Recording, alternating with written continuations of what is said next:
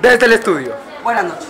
Hoy aquí en el William Shakespeare tenemos una noticia de última hora con la historia del nombre Patrufio. Vamos con Yuritsu en el lugar de los hechos. Así me encuentro exactamente en el camerino número 1. Yo soy Yuritsu y ahora vamos a hablar con esta grandiosa estrella. Por aquí está. Siga, siga. Qué pena, profesor. Aló. Siga, siga. Señor, qué pena interrumpirlo.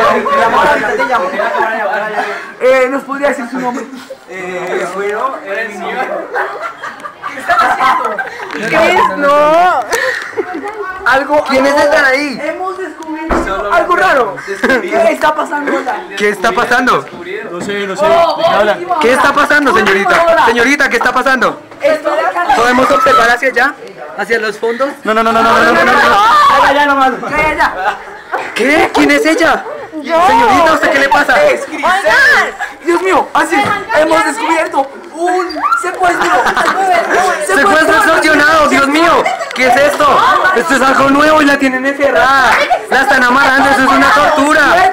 Esa es muy... ¡Mírenla! Sigamos con Patrufio.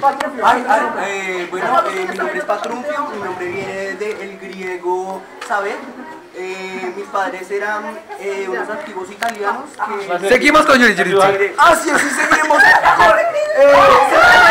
muy interesante. Así es, y ahora volveremos con nada más y nada menos que con mi compañero. No, con él que está escribiendo.